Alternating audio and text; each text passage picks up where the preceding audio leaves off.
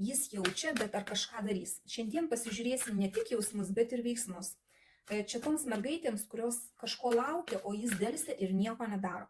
Bus 3 variantai. Pirmiausia, žiūrime, ką jis jums jaučia. Pirmas variantas, ką jis jums jaučia. Antras variantas, ką jis jums jaučia. Trečias variantas. Intuityviai pasirinkite kažkurį tai vieną variantą ir žiūrime, kas pasirinkote pirmąjį variantą, ką jis jums jaučia. Žvaigždės arkanas. Iš tikrųjų, jisai jūs gali idealizuoti. Čia gali būti tokie jausmai, kai jisai stebi jūs iš toli ir jūs jam kaip toksai kažkas nepasiekiamo, kažkas tokios kaip iš svajonės. Jūs jam toks žmogus, kuris sukelia jame emocijas tokias gražias, noras gyventi, džiaugtis gyvenimo. Va toks, bet jūs gali būti taip, kad jūs arba per atstumą čia gali būti dar, arba jisai jūs idealizuoja ir jūs toksai truputį žmogus jam tolimas, nepasiekiamas. Vat pas jį tokie jausmai, kai jisai gali stebėti jūs iš šalies, ir bijot net, išsižiot, pasakyti kažką tai, nes žvaigždės arkanas. Galbūt net ir toksai gali būti truputį šaltas elgesys, nes neparodo, kas yra viduj. Gerai, kas jį blokuoja, kodėl jis delsia? Pas jį jausmai tokie yra, lyg tai kaip į žvaigždę jūs žiūri, bet kodėl jisai delsia? Bokšto arkanas, mirties arkanas, kažkokia 2 kortos apie pabaigą kažkokią, kažkas jo gyvenime dabar baigėsi, kažkoks tai etapas baigėsi gyvenime, kur turi kažkas tai nusistovėti tam, kad jisai galėtų jums kažką tai pradėti kalbėti, pasakoti, sakyti, nes toks jį tai blokuoja. Gerai. Jo veiksmai, ką jis darys poros mėnesių bėgyje.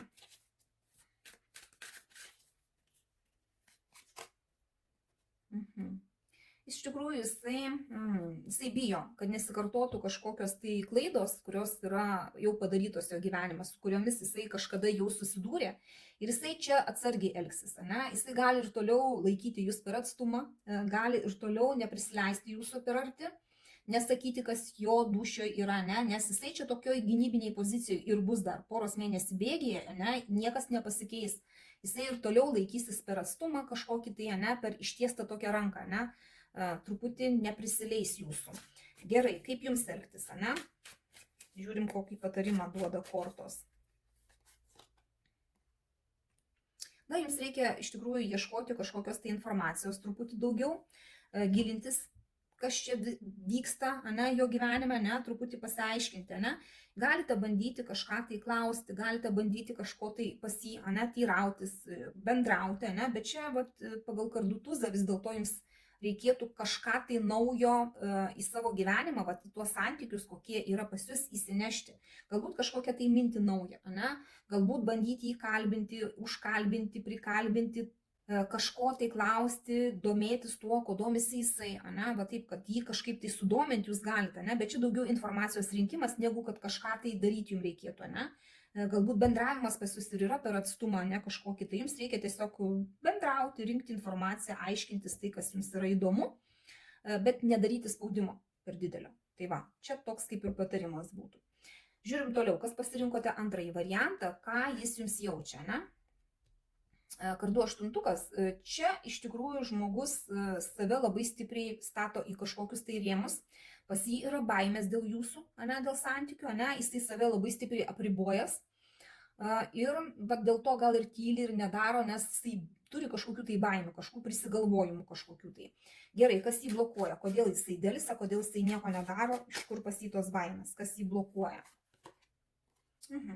Gali būti taip, kad jisai yra toksai vienišius, iš savęs, iš principo žmogus toksai, kuris pripratęs būti vienas, kuris kažkaip tai gilinasi labiau į savo vidų, į tai, ko reikia jam, jisai pripratęs ieškoti kažkokių savo tiesų ir jam dabar jūs atsiradote, kaip kažkoks žmogus, šalia kitas žmogus, nors jisai pripratęs būti vienas.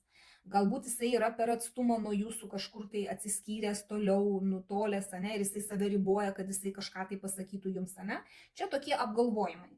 Jo vidus, tai, kas jam yra svarbu, Jisai pats save ir blokuoja, pats save įstato į tai, Čia nėra kitų žmonių įsikišimo, Čia gali būti tik tai atstumas, tarp jūsų.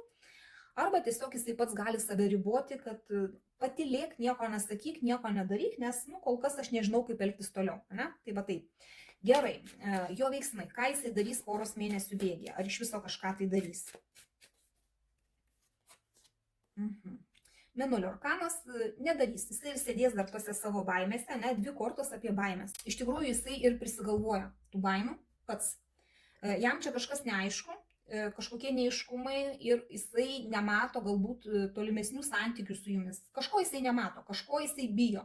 Ir kol kas dar 2 mėnesių bėgyje jisai ir toliau taip elgsis, kaip elgėsi dabar. Nieko jisai naujo čia nepasakys ir nepadarys. Patarimas jums, kaip jums elgtis. Ką kortos pataria. O jums čia reikėtų elgtis draugiškai. Jeigu jūs ir bendraujate kažkaip, tai kaip draugui, galbūt nespausti jo, galbūt pasinerti į nostalgiją šiek tiek, ne? Galbūt pabendrauti su žmonėmis iš praeities jūsų, ne? Kad va šituos santykius kažkaip tai išjudinti. Jums čia tiesiog reikia būti draugiškai, nespausti, nedaryti kažkokių tai drastiškų veiksmų, o tiesiog stengtis elgtis draugiškai. Be jokio spaudimo, be jokių ten reikalavimų, be jokių ten priekaištų. Jums tiesiog reikia elgtis draugiškai, kaip vaikystėje, kaip vaikai elgdavosi smėlio dėžėje, ne draugiškai, kai vienas su kitu draugaudavo ir be jokių ten pykčių, be jokių nuoskaudų ilgų.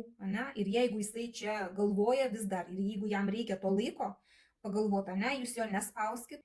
Ir jeigu norite gražiai bendrauti, tai jūs ir bendraukite gražiai, nepriekaištaukite, nesakykite, kad jisai čia per ilgai galvoja arba jisai iš viso nieko nedaro, tiesiog draugiškai elkitės. Ne? Tokia pozicija bus geresnė, bent jau poros mėnesių bėgyje taip reikėtų elgtis. Gerai, kas pasirinkote 3. variantą, ką jis jums jaučia? Likimo ratas.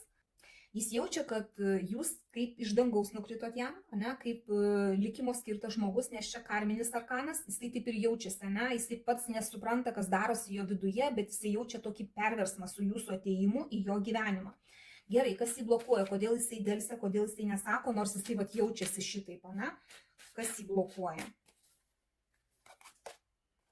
Pasirinkimą kažkokį tai turi daryti, ne, ir jisai tiesiog pats mindžikiuoja.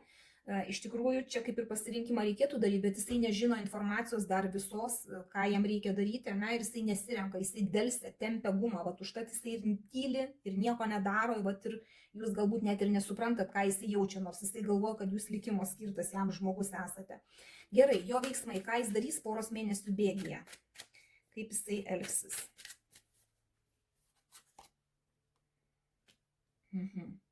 Taurių 8. Jisai poros mėnesių bėgyje padarys pasirinkimą, jisai išeis iš tos būsenos, kai jam čia reikia rinktis ir jisai nesirenka, ne? Jisai pasirinks pagal širdį, taip kaip reikia jam, ne? Pagal savo jausmus. Nes tai jausmų arkanas, ne? Ir taip kaip yra dabar, jam jau nebetinka ir jisai išeis į naują lygį kažkokį tai, ne? Pasižiūrim dar patarimą, kaip jums elgtis. O jūs kaip kardų karalienė turėtumėte elgtis šaltai, ne? Dėliotis taškus ant į, nukirsti viską, kas jums nereikalinga, ne? Ir būti teisinga. Jeigu jisai nori kažkaip tai nutraukti tą tylą, ta prasme, kad nieko nedaro, ne?